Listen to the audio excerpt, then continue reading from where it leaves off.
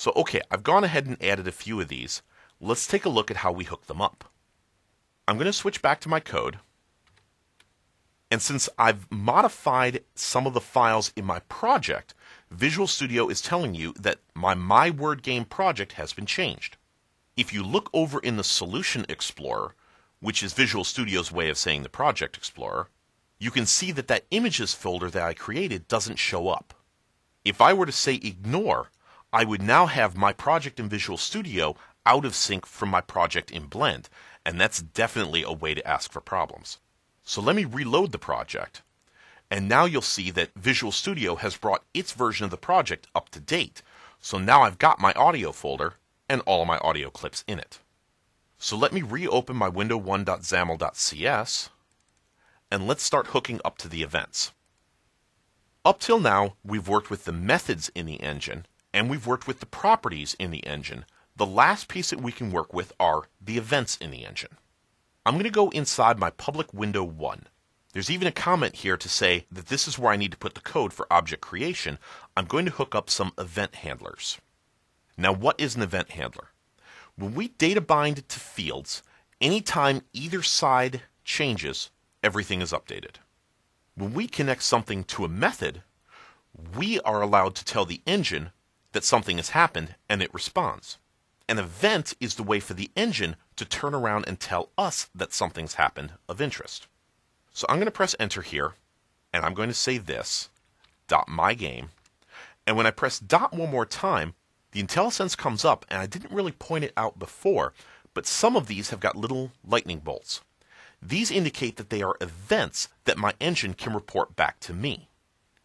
Now for starters, I want to hook up when a good word happens. So I'm going to select the good word event, press return, and the next operator I use is plus equals. Now what is plus equals? There are different operators that Visual Studio recognizes. We all know what a plus is, we all know what an equals is.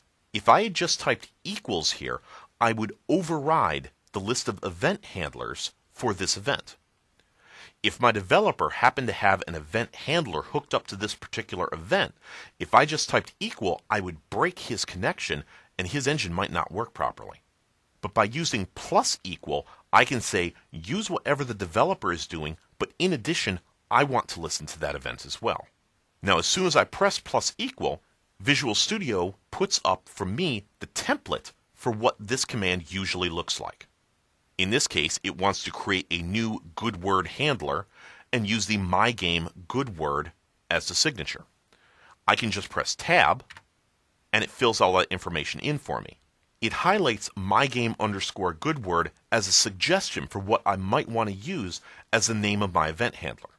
If I press tab again, it creates that method for me automatically.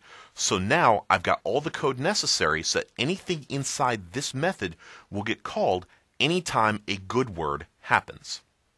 Now by default, it puts in a new throw new exception line of code.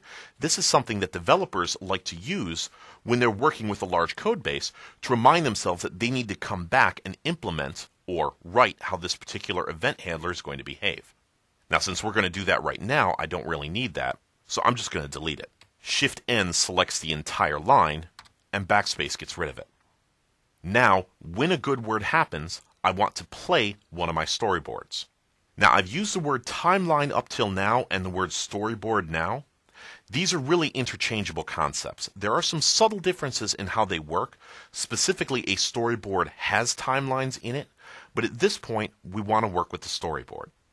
Now, in order to get the storyboard, though, I need to first find it. And this works similar to how we got the data context off the layout root. But in this case, we're going to find a resource. All of those timelines and storyboards that were created in Blend are created as resources. So the code that I'm going to use right here could also be used to find any value that I set up as a resource. So I'm going to once again type this, and I want to find a resource. Now you'll notice the IntelliSense comes up for me, but when I hit open parenthesis this time, it's telling me that I need to specify one argument, and that is the resource key. Well, the resource key, remember when we created resources, we always named them. That name is used as the resource key. For timelines, we do the same thing.